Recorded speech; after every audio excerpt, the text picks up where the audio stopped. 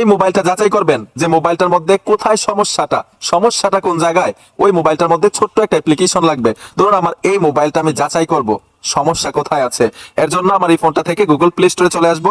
আপনি আপনার ফোন থেকে গুগল প্লে স্টোরে চলে যাবেন, মানে যেই মোবাইলটাকে আপনি যাচাই করতে চাচ্ছেন সমস্যাটা কোথায়।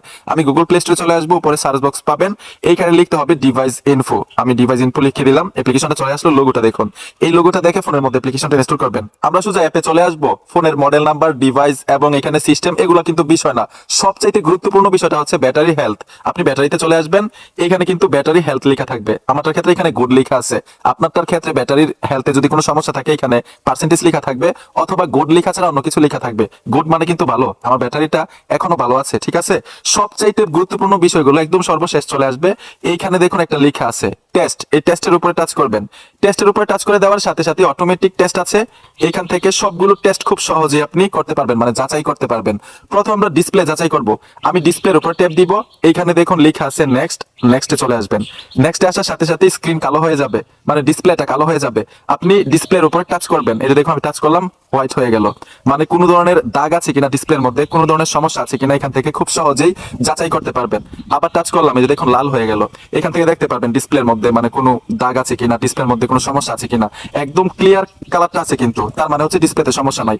আরেকবার যাচাই করবেন, এইখানেও সমস্যা নাই। এই যে দেখুন একদম ইজি ভাবে কিন্তু আপনার ফোনের ডিসপ্লেটা আপনি যাচাই করতে পারবেন। তার মানে হচ্ছে এই ফোনের ডিসপ্লেতে সমস্যা নাই। আমি ইএস দিয়ে দিব। এখন মোবাইলের টাচ যাচাই করব, ঠিক আছে। তো মোবাইলের টাচ যাচাই করার জন্য মানে ডিসপ্লের উপরে যেই স্ক্রিন টাচ থাকে, আমরা তো স্ক্রিন টাচ করে করে কাজ করি, টাচ ভালো কাজ করে কিনা এটা যাচাই করতে পারবেন দ্বিতীয় অপশনটার উপরে ট্যাপ দিয়ে।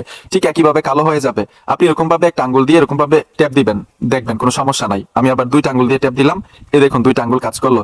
এখন আমি তিনটা আঙ্গুল দিতে পারেন, চারটা আঙ্গুল দিতে পারেন, আমি চারটা আঙ্গুল দিয়ে ট্যাপ দিব, যে দেখুন চারটা আঙ্গুল দিয়ে ট্যাপ দিলাম, মানে কোনো ধরনের সমস্যা নাই। ঠিক এরকম ভাবে এদিক ওদিক নিয়ে দেখবেন, কোনো ধরনের সমস্যা থাকলে এই দাগগুলো ফুল স্ক্রিন দেখাবে না, ঠিক আছে। যে দেখুন কোনো ধরনের সমস্যা নাই, এইখান থেকে আমরা ইএস এ ট্যাপ দিব। ঠিক একইভাবে আপনি ফ্ল্যাশ লাইট যাচাই করতে পারবেন, লাউড স্পিকার যাচাই করতে পারবেন, এখানে মাইক্রোফোন আছে, এইখান থেকে সবগুলো অপশন ঠিক একইভাবে যাচাই করতে পারবেন যে আপনার মোবাইলের মধ্যে সমস্যাটা কোন জায়গায়, ঠিক না। ঠিক এইভাবে প্রত্যেকটা যাচাই করবেন। তারপরেও এখানে দেখুন অ্যাপস আছে, তারপরে এখানে দেখুন মেইন বিষয়টা হচ্ছে ক্যামেরা, মেমোরি, ডিসপ্লে, সবকিছু কিন্তু এখান থেকে খুব সহজেই যাচাই করতে পারবেন এবং আপনি নিজে নিজে জানতে পারবেন আপনার মোবাইলের সমস্যাটা কোথায়।